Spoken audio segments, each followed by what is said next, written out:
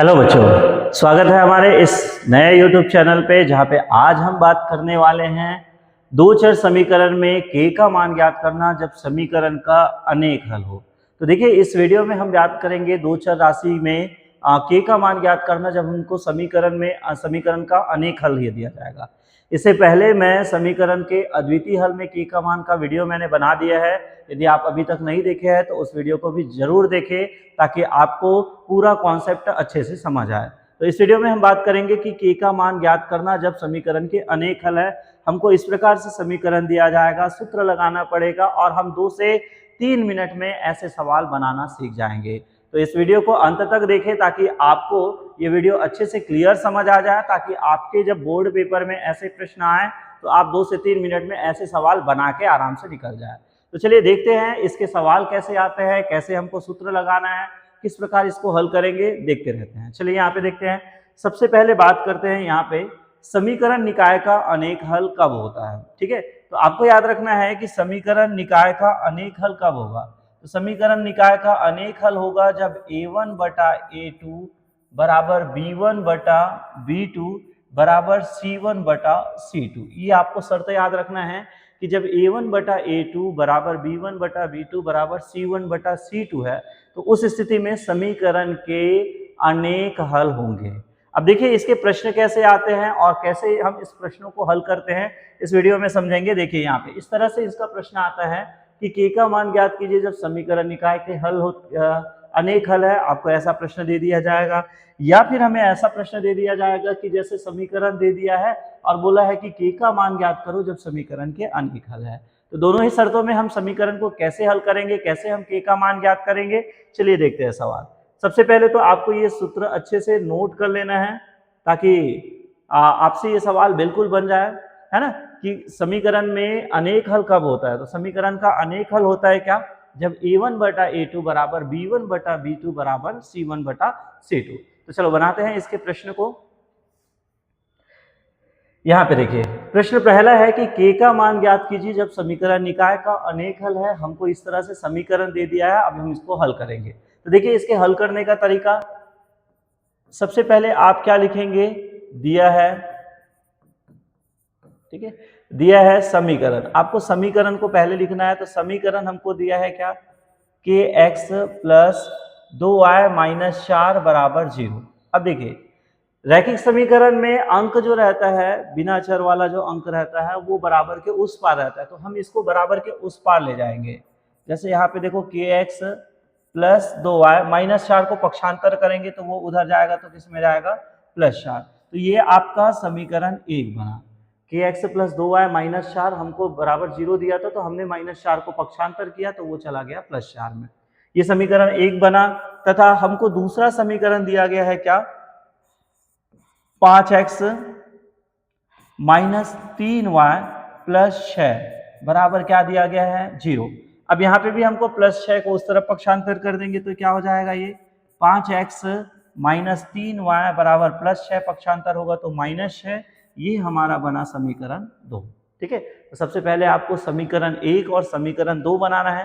तो यहाँ पे थोड़ा सा अलग दिया है सवाल, तो हमको इसमें पक्षांतर करना पड़ा, तो ये समीकरण 1 बन गया, ये समीकरण 2 बन गया। अब यहां से हम निकालेंगे किसका मान, a1 b1 c1 का मान। पिछले वीडियो में मैंने बता दिया ये कैसे निकालते हैं, नहीं समझे तो आप एक बार और देख सकते हैं इसको। a1 b1 और c1 का मान ये समीकरण 1 से निकलेगा। तो समीकरण 1 में x के साथ जो रहेगा वो a1 का मान, y के साथ जो रहेगा वो b1 का मान, बराबर के उस पार रहेगा वो c1 का मान। तथा इसी तरह से हम क्या निकालेंगे, a2 का मान, b2 का मान और c2 का मान। तो समीकरण 2 से निकलेगा, जो x के साथ रहेगा वो a2 का मान रहेगा, जो y के साथ रहेगा वो b2 का मान रहेगा, तो y के साथ -3 है, और c2 का मान जो बराबर के उस पार रहेगा। तो ये a1 b1 c1 a2 b2 c2 ये आपको बनाना है। देखिए हमने 2 स्टेप अभी कंप्लीट किए। पहला स्टेप समीकरण 1 समीकरण 2 जो दिया था हम उसको बनाए, दूसरा a1 b1 c1 a2 b2 c2 का मान निकालें। अब इसके बाद हमको क्या करना है, प्रश्न बोलता है क्या कि के का मान ज्ञात करना जब समीकरण निकाय के अनेक हल है। तो प्रश्न हमारा बोलता है क्या, चूंकि समीकरण निकाय का क्या बोला गया है यहाँ पे, अनेक हल है। चूंकि समीकरण निकाय का अनेक हल है। ठीक है, तो समीकरण निकाय का अनेक हल है, तो हमें ये शर्त याद रखना है क्या, अनेक हल में क्या होता है, तो अनेक हल में होता है क्या, a1 बटा a2 बराबर b1 बटा b2 बराबर c1 बटा c2। ये शर्त आपको याद रखना है।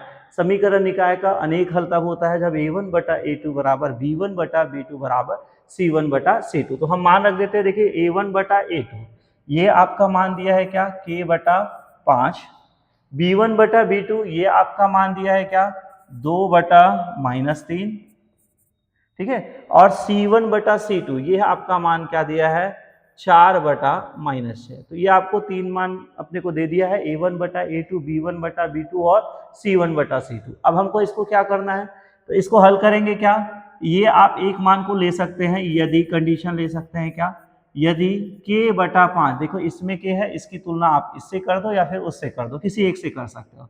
तो k बटा 5 बराबर क्या हो गया, 2 बटा -3, ठीक है, k बटा 5 बराबर 2 बटा -3 हो गया।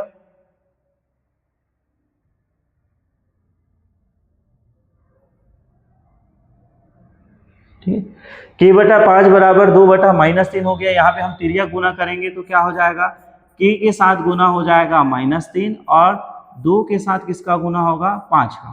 ठीक है, तो हमें किसका मान ज्ञात करना है, k का। तो इधर 2 गुना 5 बटा गुना -3 को उधर जाएंगे तो क्या होगा, बटा -3 चला जाएगा। तो k बराबर, यहाँ तो कोई ऊपर नीचे नहीं कट रहा है तो हम क्या करेंगे, गुना बस कर देंगे, 2 पंचे 10 बटा 3 और ऊपर में प्लस नीचे में माइनस, तो ये होगा प्लस माइनस माइनस। तो आप ऐसे बना सकते हैं, ये आ गया आपका k इज इक्वल -10 बटा 3। आप चाहो तो पहला और आखिरी का भी तुलना कर सकते हैं। यदि मान लो ऐसा पहला और आखिरी का करेंगे, जैसे पहला है क्या, k बटा 5 बराबर लास्ट में क्या है, 4 बटा -6। तो यदि ऐसे भी बनाओगे तो भी बनेगा आपका, k बराबर क्या है, बटा 5 को उधर पक्षांतर कर देंगे तो 4 गुना 5 बटा क्या हो गया, -6। तिर्यक गुना करेंगे तो 5 नीचे में है, वो ऊपर चला जाएगा, तो ये इस तरह से हो जाएगा। यहाँ पे कट रहा है, देखो 2 के पहाड़ा में 2 दूनी 4 और 2 तिया 6। तो यहाँ से k बराबर क्या बचा, तो 2 गुना 5 मतलब 2 पंचे 10 बटा नीचे में 3 है और माइनस के चिन्ह में तो हम उसको ऊपर लिख देते हैं। तो यहाँ भी k का मान -10 बटा 3 है। आप दोनों में से किसी एक को भी लिख सकते हैं या दोनों को भी लिखोगे तो भी चल जाएगा। तो फिर से देखते हैं एक बार, ये हमें क्या दिया गया था कि k का मान ज्ञात करना है जब समीकरण निकाय का अनेक हल है। हमने समीकरण 1 दिए, समीकरण 2 दिए, यहाँ से a1 b1 c1 a2 b2 c2 का मान निकाले। जैसे ही a2 b2 c2 सबका मान निकला, हमने उनका शर्त रखा क्या, कि समीकरण निकाय का अनेक हल है। तो समीकरण निकाय का अनेक हल कब होता है, जब a1 बटा a2 बराबर b1 बटा b2 बराबर c1 बटा c2। तो हमने बस मान रख दिए, देखिए a1 b2 का, b1 b2 का और c1 c2 का। अब जैसे ही आपने ये मान रखा, आपको कंपैरिजन करना है। कैसे, देखिए इसमें k है तो k वाले का एक बार या तो आप इसके साथ कंपैरिजन कर सकते हो या तो फिर इसके साथ कंपैरिजन कर सकते हो। तो जैसे हमने इसके साथ कंपेयर किया, यहाँ से k का मान क्या आया, -10 बटा 3, और जैसे हम इसके साथ भी कंपैरिजन करेंगे तो भी उतना ही उत्तर आएगा, -10 बटा 3। ठीक है, तो इस प्रकार से आप इस सवाल को बना सकते हैं। इसको अपने कॉपी में जरूर नोट कीजिए, सवाल को बनाने का एक बार ट्राई कीजिए, आपसे सवाल बनेगा। मैं एक और सवाल आपको बता देता हूं ताकि ये आपको पूरी तरह से क्लियर हो जाए। तो चलिए, ये आप अपने स्क्रीनशॉट ले सकते हैं या फिर वीडियो को रोक कर ये सेव कर सकते हैं, इसको बाद में आप इसको आराम से बना सकते हैं। चलिए देखते हैं, हम लोग एक और सवाल बना के देखते हैं यहाँ पे, जहाँ पे हमको प्रश्न दिया है कि समीकरण दिया गया है, उसमें k का मान ज्ञात करना है। समीकरण का शर्त बोला गया है क्या, अनेक हल है। सेम कंडीशन है, सेम सवाल है, बस पूछने का तरीका थोड़ा सा अलग है। तो हम उसको फटाफट 2 से 3 मिनट में हल करते हैं। देखिए, पहला काम है क्या, दिया है हमारा समीकरण, फटाफट हम समीकरण लिख देते हैं। क्या दिया गया है, 3x प्लस ky बराबर 7, ये समीकरण 1। उसके बाद हमको क्या दिया गया है, 2x माइनस 5y बराबर 1, ये समीकरण 2 है। ठीक है, अब इसमें डायरेक्ट दे दिया गया है तो हमको पक्षांतर करने की जरूरत नहीं पड़ेगा। यहाँ पे हम क्या निकालेंगे, तो यहाँ, ठीक है, यहाँ a1 का मान है 3, b1 का मान आया क्या, k, और c1 का मान आया क्या, 7। समीकरण 1 से आ गया। a2 का मान आपका कितना आ गया, 2, b2 का मान आपका कितना आ गया, -5, और c2 का मान आपका कितना आ गया, 1। ठीक है, तो ये आपका ये वैल्यू आ गया। अब हमें क्या करना है, चूंकि बताना पड़ेगा, चूंकि समीकरण निकाय का अनेक हल है। ठीक है, समीकरण निकाय का अनेक हल है। अब समीकरण निकाय का अनेक हल का शर्त क्या होता है? a1 बटा a2। ठीक है, अतः आप कर सकते हैं a1 बटा a2 बराबर b1 बटा b2 बराबर c1 बटा c2। ये समीकरण निकाय का अनेक हल है और इस कंडीशन में क्या होता है? a1 बटा a2 बराबर b1 बटा b2 बराबर c1 बटा c2। तो चलिए मान रखते हैं a1 बटा a2, तो a1 बटा a2 का मान क्या आ गया आपका? 3 बटा 2 बराबर b1 बटा b2, ये आपका मान आ गया क्या? k बटा -5, और यहाँ पे c1 बटा c2, तो c1 बटा c2 का मान आ गया क्या? 7 बटा 1। ठीक है, तो ये सबसे पहले आप मान रख देना, a1 बटा a2, b1 बटा b2, c1 बटा c2। अब देखिए k का मान इसमें है, सेंटर पे है, बीच में है, तो आप एक बार इधर से कंपैरिजन कर सकते हैं, एक बार इधर से। देखिए यदि मैं इस तरह से कंपैरिजन कर रहा हूँ, यदि इन दोनों का ले रहा हूं तो क्या होगा? यदि 3 बटा 2 बराबर k बटा -5, तो k के साथ है उसको पक्षांतर कर दो तो क्या होगा? 3 गुना -5 बटा क्या हो गया? 2 बराबर क्या हो गया? k।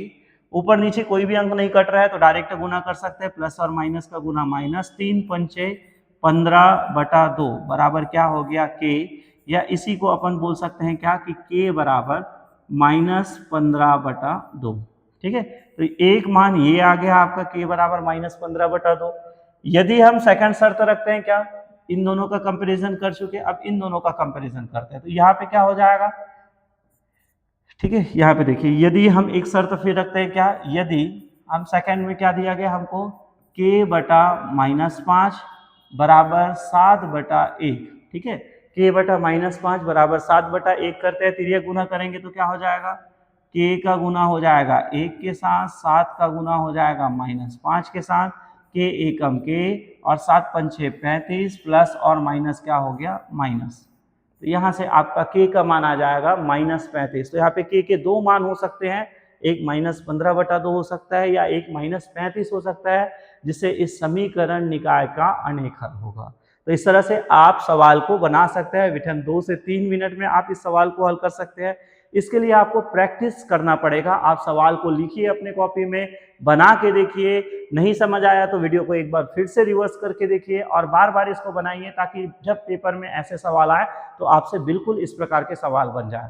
ठीक है, यदि आपको वीडियो अच्छा लगा तो लाइक जरूर कीजिए, अपने दोस्तों के साथ शेयर कीजिए, और चैनल को अब तक सब्सक्राइब नहीं किए हैं तो चैनल को सब्सक्राइब कीजिए, ताकि आप तक ऐसे लेटेस्ट वीडियो आते रहे। मिलते हैं अगले वीडियो पे।